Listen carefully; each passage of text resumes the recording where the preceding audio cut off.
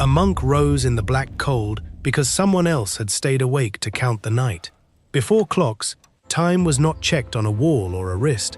It was read from shadows, tides, bells, skies, and human bodies. A farmer watched the eastern light. A sailor waited for water he could not command. Miss the signal, and you miss the market, the prayer, the harvest, the ship, the tax, the trial, the chance. For most of history, the day was not divided into exact minutes. It was a living landscape, and far out at sea, that same ancient question would become the ocean's deadliest time problem. The clock looks harmless now. It hangs in kitchens, glows on phones, rides on wrists, and quietly tells us when to wake, work, eat, leave, wait, hurry, and stop. But the story of the clock is not just the story of gears and hands. It is the story of how humans turned sunlight, shadow, dripping water, swinging metal, and vibrating atoms into authority. Long before anyone could say it was 8:17, people still had to coordinate empires, worship, trade, labor, ships, and sleep. The question is not simply how they knew the time, it is what kind of world existed before time became exact.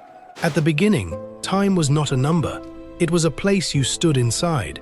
Morning was the sound of animals stirring, smoke rising, and light returning to the fields. Noon was not 12 o'clock.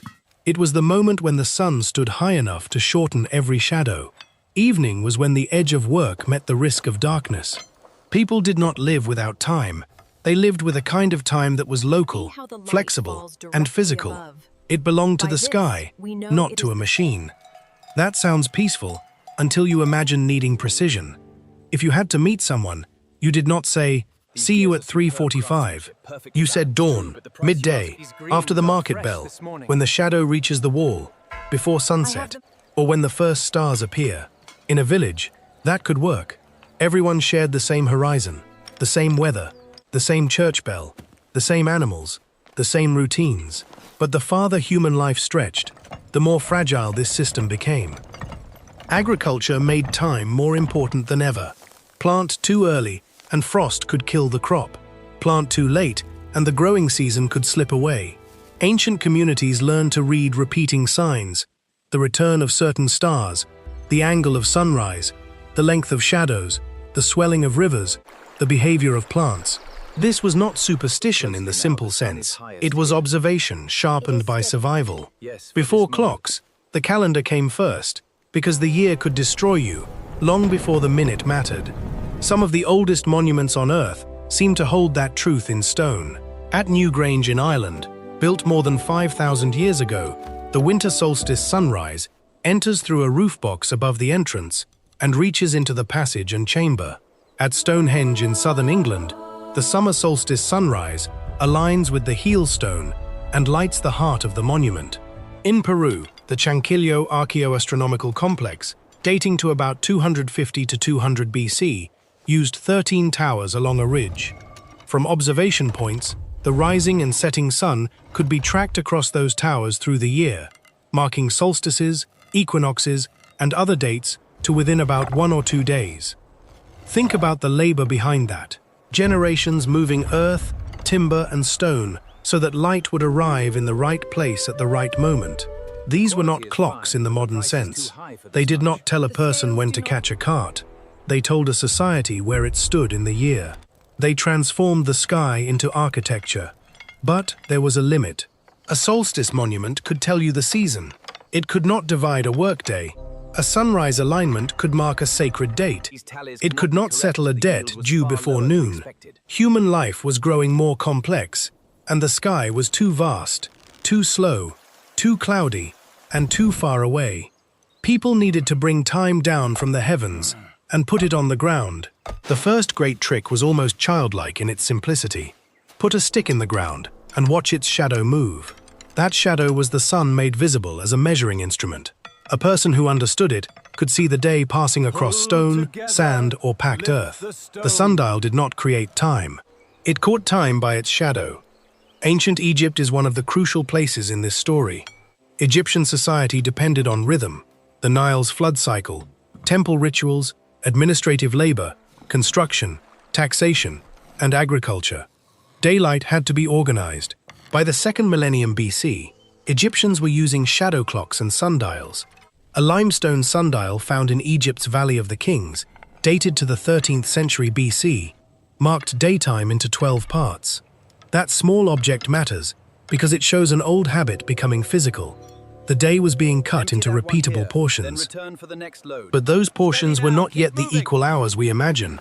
In many ancient systems, daylight was divided into 12 parts, whether the day was long or short. A daytime hour in summer could be longer than a daytime hour in winter. Night could be divided too, often by stars, watches, or ritual cycles. Time was measured, but it still breathed with the season. This is one of the strangest things to modern ears. An hour was not always an hour. It could stretch and shrink. The clock on your wall would find that intolerable, but for people living by sunlight, it made sense. Work expanded into long summer light and contracted in winter. The body, the field, and the sky were still in conversation. Sundials spread because they were elegant and durable, but they had an obvious weakness. They needed the sun. Clouds could erase time. Night could erase it completely. A city, temple, or army could not depend only on a shadow that vanished whenever the weather turned. If the object that measured time was really the sun, then humans still had not captured time. They had only borrowed it. So other inventions appeared alongside the shadow. Water clocks, known in Greek as klepsydre, measured time through flow. A vessel filled or emptied at a controlled rate. In Egypt, Greece, China, India, and other cultures, water clocks helped measure intervals when the sun could not. In courts, they could limit speeches. In temples, they could structure rituals. In astronomical work, they could help observers compare events. Water had its own problems: temperature, pressure, clogging, evaporation, and craftsmanship all mattered. But water did something the sundial could not. It moved in darkness. A water clock changes the story. Now time is not just where the sun is. Time is a process inside an object. A bowl drains, a mark is reached, a period ends. That seems modest, but it is revolutionary. It means human beings had begun to build artificial time. Not perfect time, not universal time, but time that could continue indoors, underground, or at night. And yet even this did not make daily life modern. Most people did not carry time with them. A worker in a field, a merchant on a road, a sailor near a coast, a child in a village, all still lived by signs. The technology existed, but precision was not yet everywhere. Time remained expensive. Time belonged to palaces, temples, scholars, courts, and cities, before it belonged to ordinary pockets. The next step would come when time measurement stopped being only a shadow or a flow and became a public voice. As cities grew, time became a social problem. It was not enough for one person to know that the sun was high. A city needed many people to act together. Markets opened, gates closed, soldiers changed watch, courts assembled, worshippers gathered, workers arrived, boats unloaded. The more crowded life became, the more coordination mattered. Before mechanical clocks, communities used signals. Bells, horns, drums, calls, fires, and public rituals pulled people into shared time. The signal did not have to be precise down to a minute. It had to be trusted. When a bell rang, it turned private experience into public order. It told a scattered population, now. Religious communities pushed this need especially hard. Monasteries in medieval Europe ordered life around regular prayer. The Rule of Saint Benedict, written in the 6th century, arranged monastic days around offices of prayer, labor, reading, and rest. The exact timing varied by season and local practice, but the ideal was clear. The community served God through rhythm. Someone had to wake others before dawn. Someone had to know when night had passed far enough. In the cold dark, timekeeping was not an abstract science. It was obedience, fatigue, and discipline. This is one reason medieval Europe became such fertile ground for mechanical clocks. The monastery and the town both needed reliable signals. A bell tower could discipline a community more effectively than a private sundial ever could. It made time audible. You did not need to read a dial. You only had to hear the strike. But before the great mechanical clocks, people lived with a mixture of methods. Candle clocks could mark hours as wax burned down, though they depended on consistent materials and conditions. Incense clocks were used in parts of East Asia, where burning incense could measure intervals and sometimes release scents or trigger small signals. Hourglasses measured short spans with falling sand, especially useful where water clocks were impractical and sunlight unreliable.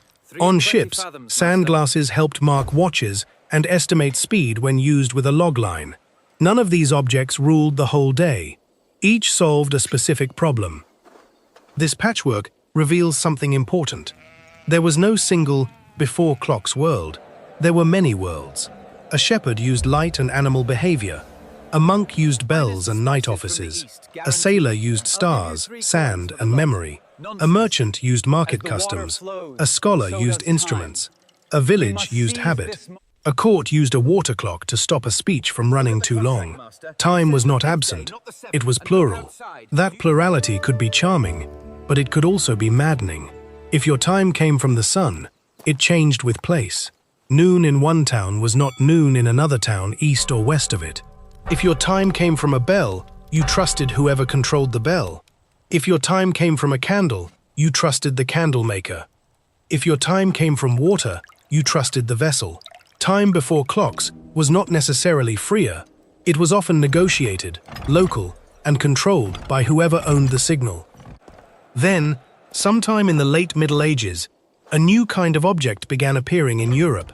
It did not need sunlight. It did not rely on a dripping bowl. It did not simply burn away. It was made of weight, wheel, tooth, and escape. It did something astonishing. It chopped motion into beats. The mechanical clock did not arrive as a neat invention with one heroic birth moment. It emerged from skilled metalwork, astronomy, monastic discipline, urban life, and experiments with controlled motion. By the late 13th and 14th centuries, large mechanical clocks were appearing in European towns and cathedrals. Many early examples did not even have faces like modern clocks. Their main job was to strike bells. The secret was the escapement. A falling weight wants to drop. A gear train wants to spin.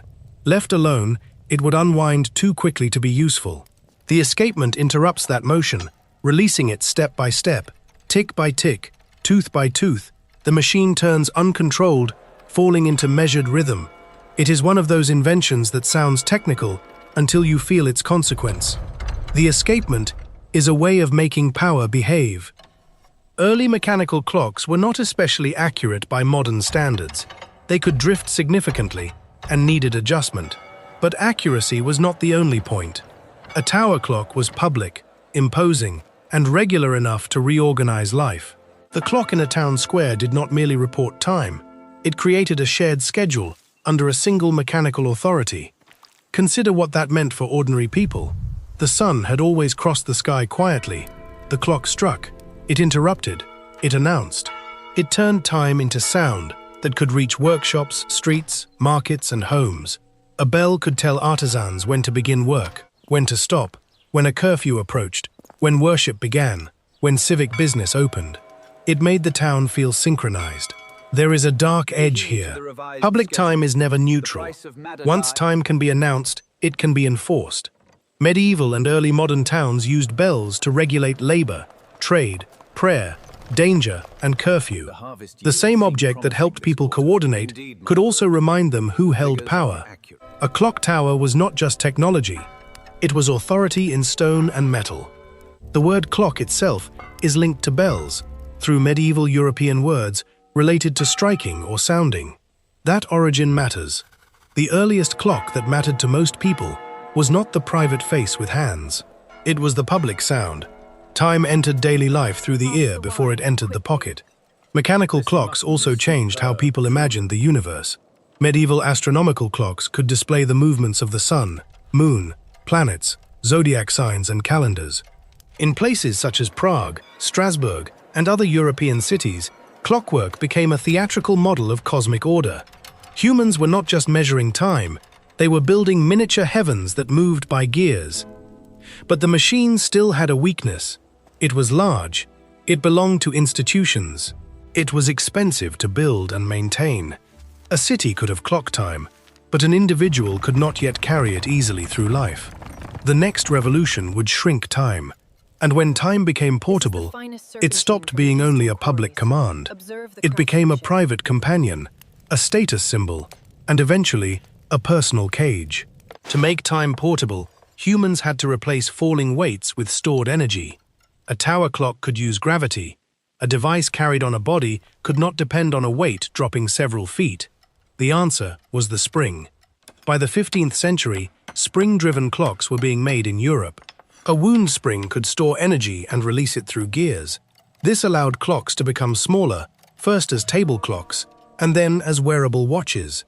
These early portable timekeepers were often inaccurate and expensive, but they carried enormous cultural power.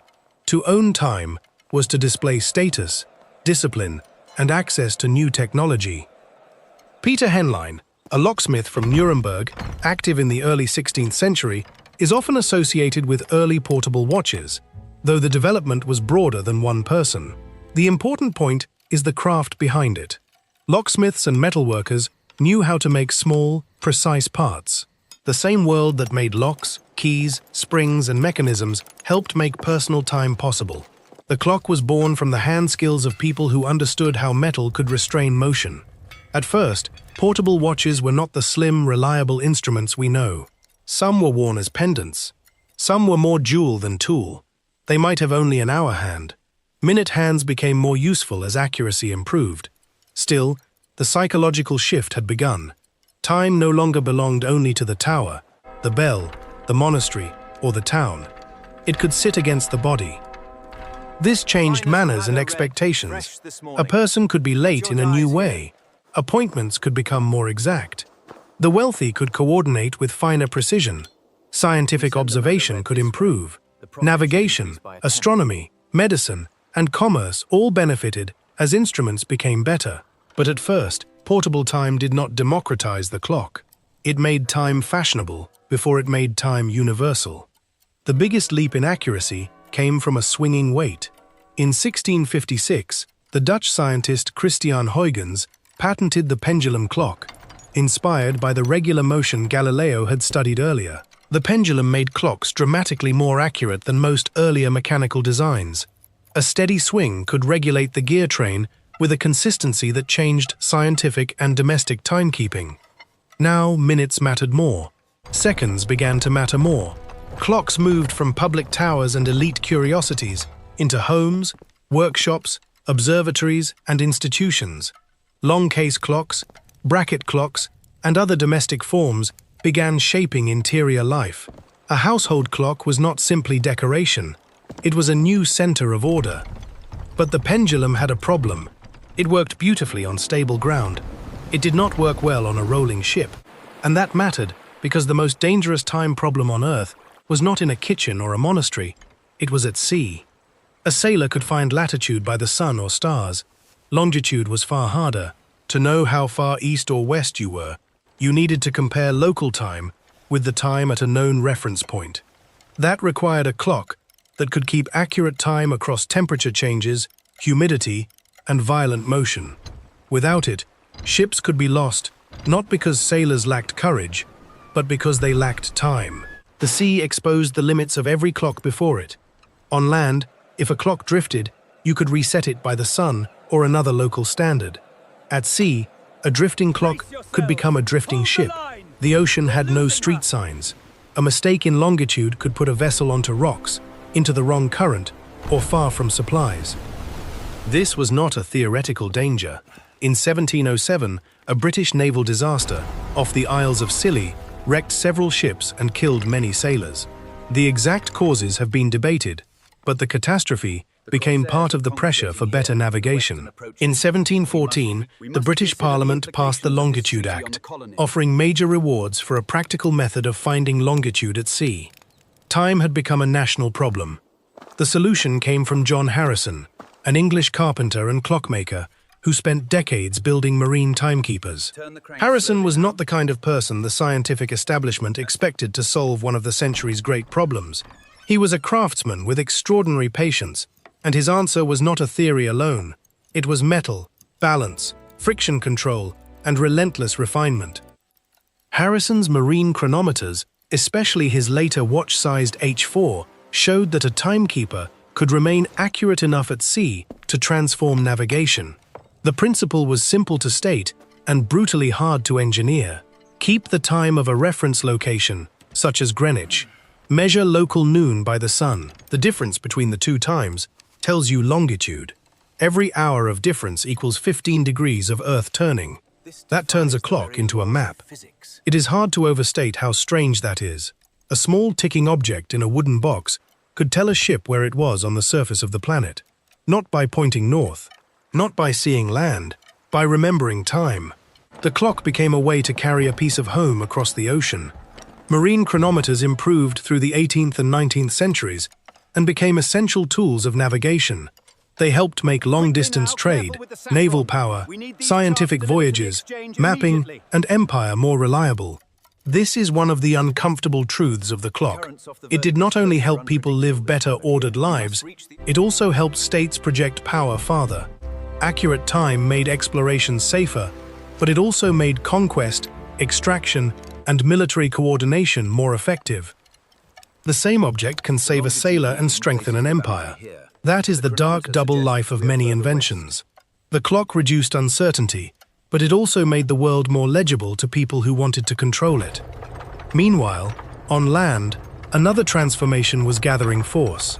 Clocks were becoming cheaper, factories were rising, work was moving from fields and homes into buildings where time could be measured, bought, and sold.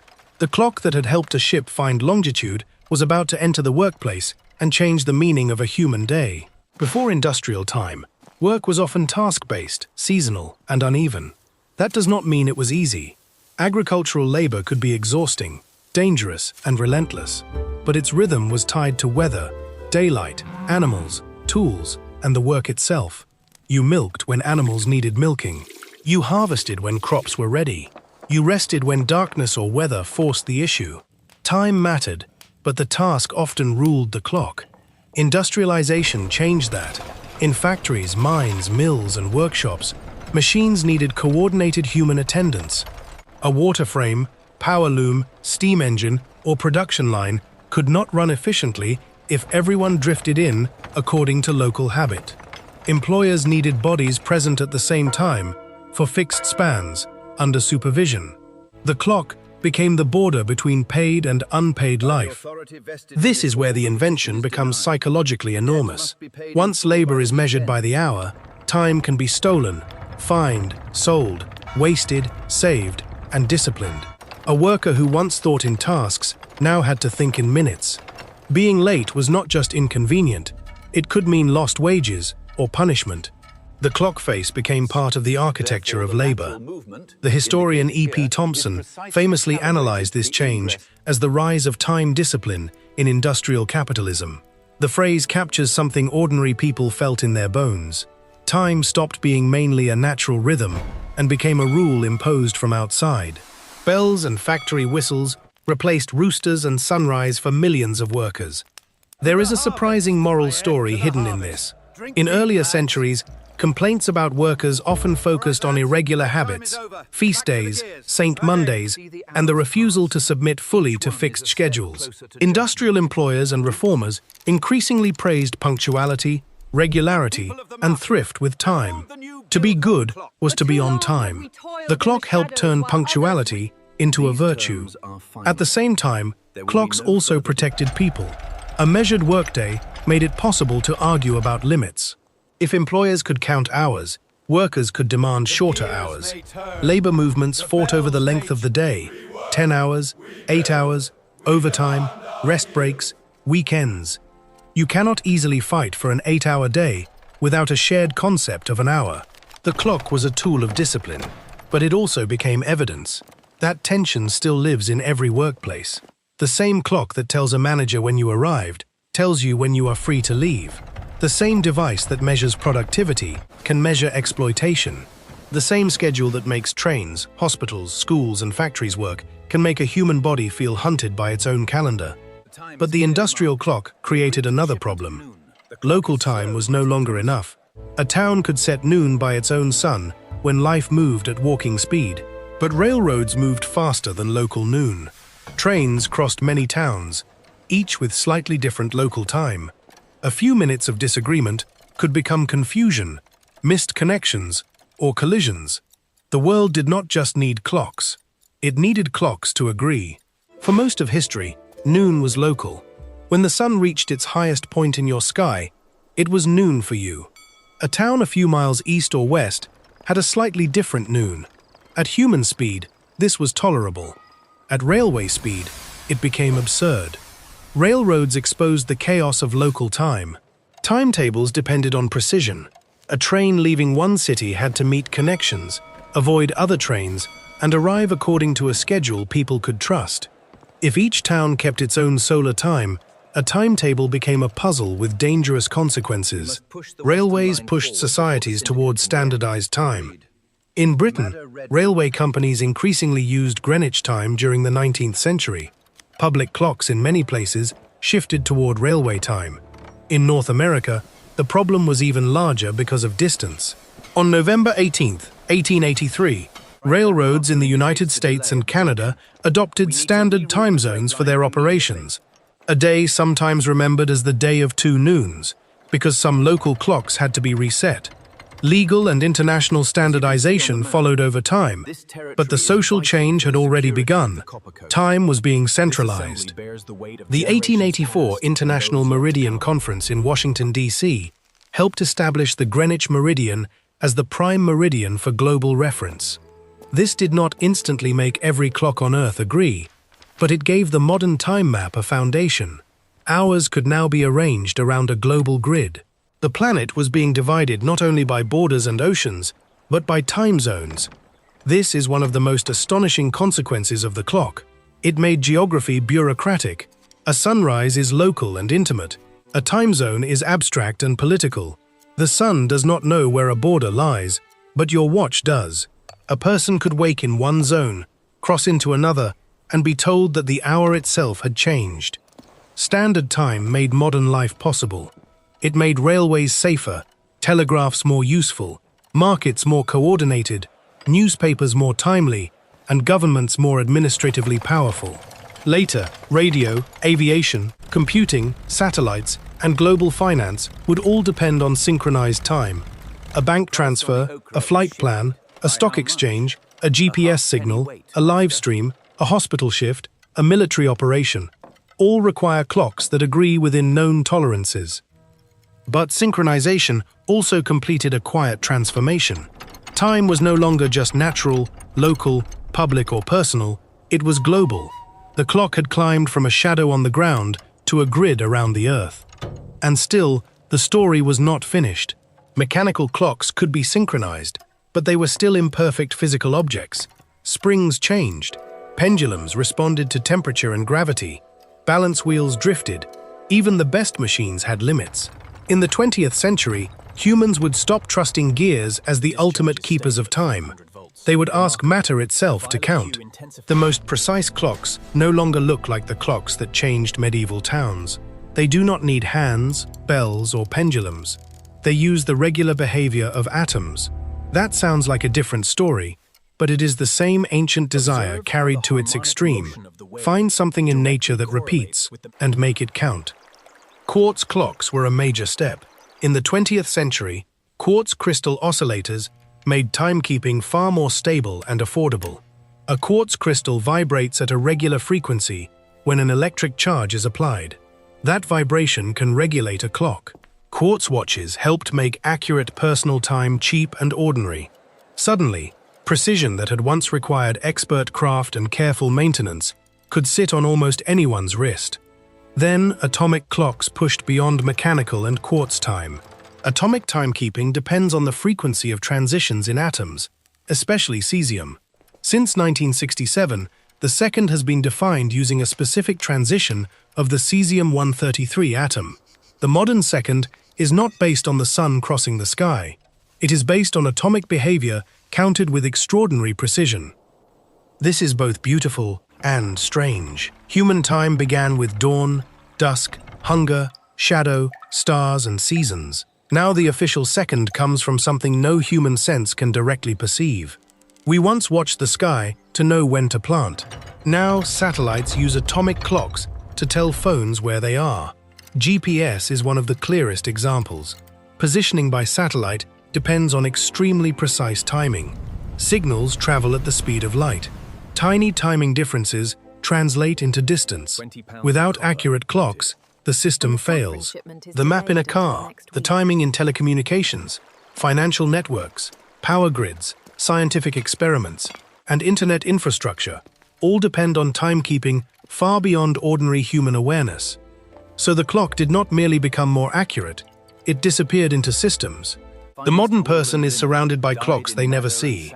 In servers, phones, satellites, factories, traffic systems, hospitals, cameras, and payment networks. We think of clocks as faces and alarms, but the deepest clocks are hidden. They keep civilizations synchronized from underneath. And that returns us to the before world.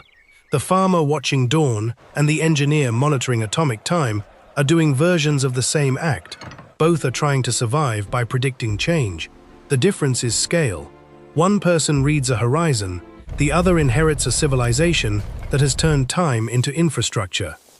But something was lost in the victory. Before clocks, time varied with light, season, place, and task. After clocks, people increasingly had to conform to numbers that did not care whether the sun had risen, whether a child was tired, whether winter made the morning dark, or whether the body wanted rest. The clock solved uncertainty, but it also created a new kind of pressure, the feeling that life itself is always running late. That is the final secret of the clock. It did not just tell us what time it was, it changed what time meant. The clock began as a human compromise with uncertainty.